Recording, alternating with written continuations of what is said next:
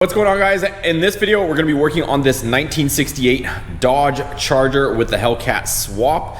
So on the last video, I left you guys hanging. Let me jump right to that clip and I'll show you guys where we're at. Okay, you guys ready? Let's start her up. Oh, heck yeah! It actually starts and starts smooth. Let's see. Oh, buddy! Heck yeah, you guys! As we finally figured this thing out, I'm pumped. There's so much unburnt fuel in the garage right now. This thing is just clearing out all that fuel that's been sitting in here forever.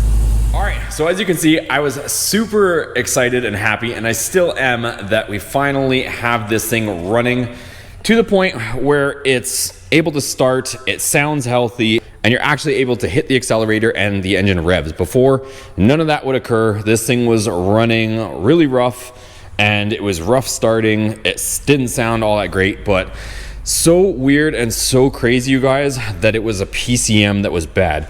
Again, that is complete fluke that I decided to open up that PCM and look inside. Normally, nobody would ever think to open something like that up. And I'm just glad that for whatever reason, I decided to open it, and because otherwise we would have gone down a huge rabbit hole. We would have been changing coil packs, injectors, tune files, and trying to figure out why this thing would not run correctly. And like I said, the PCM is a sealed unit. It's not really meant to be opened up like that, but I had a weird hunch, and just seeing all the damage on the outside of the case, and I didn't show you guys me starting it with that PCM. I mean, if you guys really wanted to, if you comment down below, start it up with the old PCM. If I put the old PCM back in there, it will run like an absolute bag. But I've had a weird hunch, and I opened up the PCM, and lo and behold, all those chips were missing. So now with our new PCM in there, again, the old one was painted. You can see this one is how it's supposed to look. It's just that raw aluminum color. I still gotta mount it, but now she fires right up. So it's the next day. I gotta hook the battery up. So we will hook the battery up, and I will show you guys that she just fires right up. So no games, literally battery is disconnected just because I'm still getting everything sorted out. And I don't want to kill the battery or everything, so we still got a lot of programming stuff to make sure she's all happy. But if we jump in here, and then also the other thing, we adjusted that brake switch, but I will still have to change the bracket because I still have to manipulate it by hand. At least right now it'll work because it thinks we're pressing on the brake, but I need to change it slightly. So we got the key fob in here. Go ahead, I'll hit the start button. Just fires right up.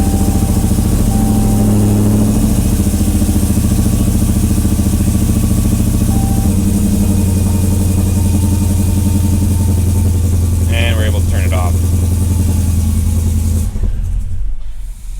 So some guys might say, hey, there's still a lot of lights on. Yes, there definitely is. That's a lot of stuff that is missing from a Charger Challenger that is not present in this vehicle. So we'll have to address that stuff later as far as making the rest of the system happy. But at least the engine starts, it turns off, the keyless works, and the engine's running on all cylinders. So next thing I want to attempt is, you guys probably can't see it, it's really dark down there, but I'm gonna make a brake switch bracket, or try to use the one down there. One of the problems I have is this carpet is glued in place. So in a perfect world, I would like to remove the carpet and be able to weld my own custom bracket in there, but I can't because I don't want to be welding in there on top of carpet that I can't remove. So I'm gonna have to come up with a solution where I can bolt it in. So I might try to use the existing bracket and modify it and be able to bolt it on down there. Let me mess with it. I'll show you guys quickly what I got. It's gonna be the same as you guys saw it in the last video, but show you guys where we're starting and what I end up with. So here's the current setup, you guys. I'm gonna go ahead and I will adjust this. It's still not within the operable range. Even if we try to do a relearn, it's still pissed off.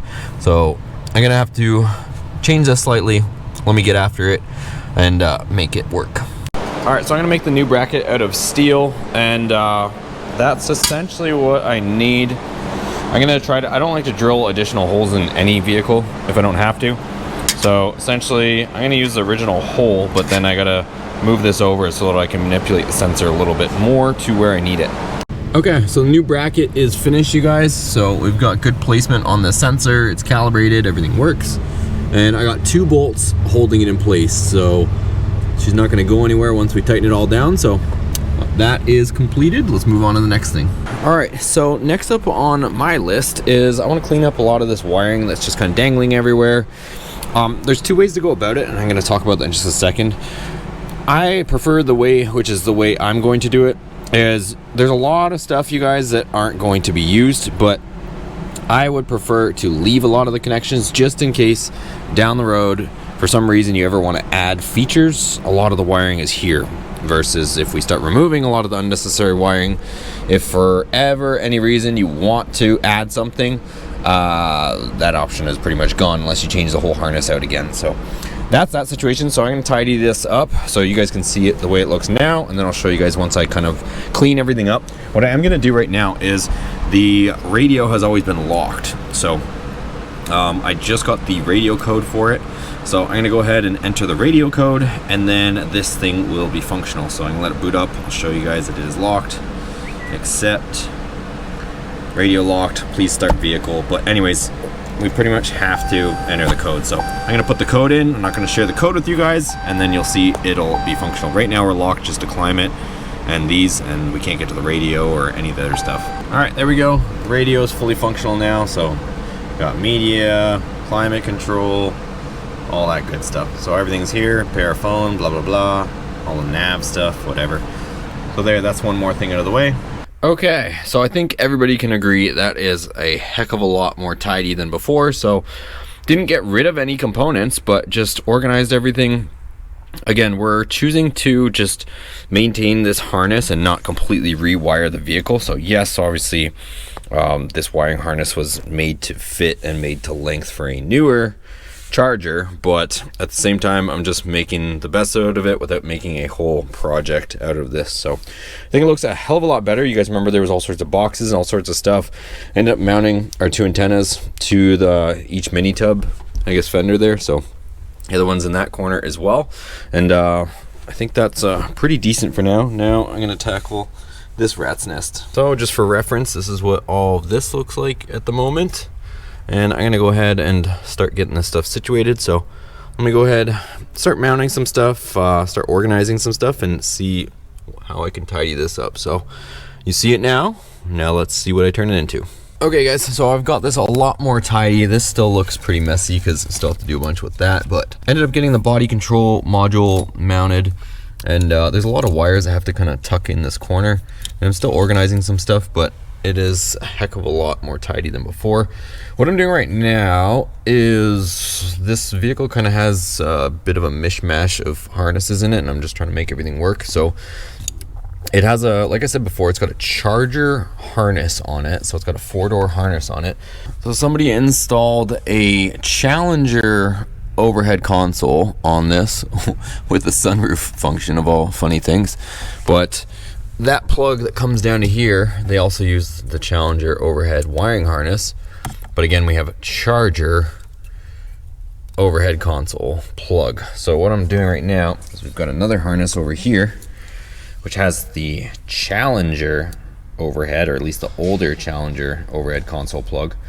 And I'm gonna at least pin in the wires needed to run, like pretty much all we're dealing with is just the lights. Like it's not like we're doing anything with the sunroof function, but at least having the overhead console lights being able to work. So I'm just gonna pin over those wires. Not gonna cut anything, but you know, we'll leave this plug here in case any functions want to be added in the future. But again, just you know, if things were in a different scenario, we would completely use the same harness throughout the car. That way we don't have like kind of a mishmash. But at this point, especially with the roll cage being in here, it's not like we're going to be pulling down the headliner to change a headliner harness. So we're just using what we got. So let me get these wires pinned out so that we can get that stuff working. Okay, so like I mentioned, I just swung over the ones enough for the lights to work. So this is that plug. This is a Charger plug. And now if I plug this into here, we should have overhead lights. So let's check it out. All right, so we don't have door switches wired up, but we've got overhead console lights. Let me see if I adjust the dimmer over there. If these will turn on, they should, because that would indicate that the door does work. All right, so I just put this in temporarily. We're not really ready to put in the kick panel just yet, but right now you can see they're off. And if I roll this switch up, You can see they turn on, so they will operate with the door. So there we go, another function working in this car. All right, so next up, I'm just getting these door switches working. If I connect them, the door switches work. Even the factory alarm system will work. So I just gonna put one of these automotive single pin connectors on here, connect that way we have a disconnect for our door switch. All right, so we've got our connector on here, as you can see there, hopefully. And I haven't plugged it in yet because I want to show you guys. Lights are off. As soon as I plug this open, and of course the door is open, it's gonna sense that the door is open, and now the light's on. So there we go. We can connect this. If I can do it with one hand, probably not, but anyways, there we go. We'll connect this together, and then we can go ahead. We'll do the driver's side as well. Still a host of wires. These are all to do with, I think, door locks and definitely windows. The switch seems a little bit funny, but I don't know. It's another project for another day. All right, guys, so now this thing works like factory. So when you open the door, the system wakes up, the overhead lights come on, so watch. Light comes on, you're gonna see the gauge cluster and everything wake up, and it also shows that our left door is open. So that's all working as it should. I know a lot of guys want to see this thing move and drive, but we're still a ways away from that. I know a lot of guys are also complaining about fingerprints and stuff, but this thing, you got to remember, this thing has been pushed around for like 2 years straight. So half of these aren't even mine. So once we finish up a little bit of things, rather than me just wiping this thing down with all the dirt and dust on it, I'm going to actually roll it out or drive it out, hopefully, and wash it properly out there. But there is some stuff to still address on this. So if you guys remember, I showed you guys that T. I don't know if you'll be able to see it from here, but on the power steering line, it is literally sealed up by tie wraps. So I gotta get some clamps and fix that properly so that we can actually move this thing without it puking oil all over the place. So in the next video, we'll probably do that. I also want to throw like an eyeball alignment on it. It's gotta go for an alignment ultimately, but the wheels are so far out of alignment right now that even trying to push it, it is like crazy. So see how this one, hopefully you can see, is it's cambered like crazy, but at least it's somewhat straight. If you go over here, like look at how far in this one's turned. It's like cranked in. So this thing is just like fighting itself whenever it is even rolling. A lot of other stuff still to accomplish on this thing, you guys. So we're gonna end up, we still have to do a bunch of stuff. We're not too sure what oil is in it and all that stuff. Also, it has an aftermarket filter on it. So I ordered a brand new SRT filter, so we have the proper filter for a Hellcat coming.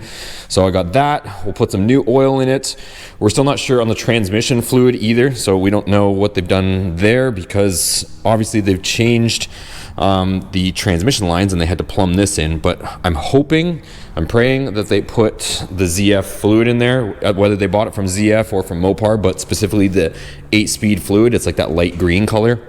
Because if they didn't, then we're gonna have to completely drain it and try to flush that out. So I'm hoping that they at least put the right stuff in there. We'll check the level on it, because the more this thing becomes operable, we're gonna make sure that she's in somewhat of a good shape to be able to run. So lots of other stuff though. Headlights still have to be all wired up. All the wiring for the headlights is literally just sitting here doing nothing, and somebody has like just wires pushed in all over the place. So I gotta figure out what the deal is there. Also, there's the shutters. I'm not too sure how I'm gonna incorporate that into the factory setup yet. So I'll get it to work either way, but I'm just gonna have to try to wrap my head around that and how we're gonna operate the shutters with the lights. But like, check this out. It literally has, you guys know what these are from. This is like a trailer flat 5-pin harness, or 4-pin, I guess. But it is just so strange, some of the stuff that I'm finding on this thing, you guys.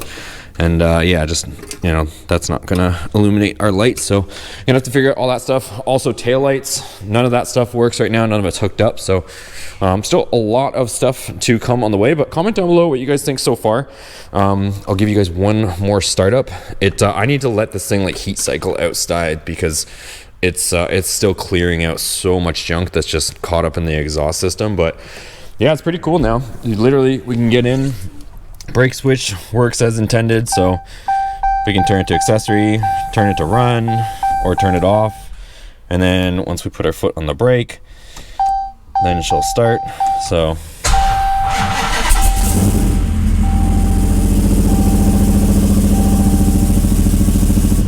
and then yeah, just turn it off. off.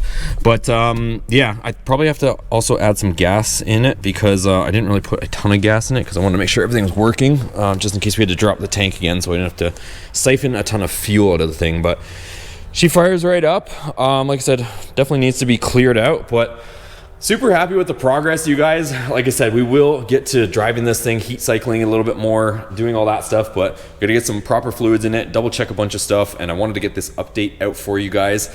And this is a huge milestone for this car. The fact that you can just jump in, it's you know, turns on, turns off properly. None of this stuff was possible before, and it wasn't working.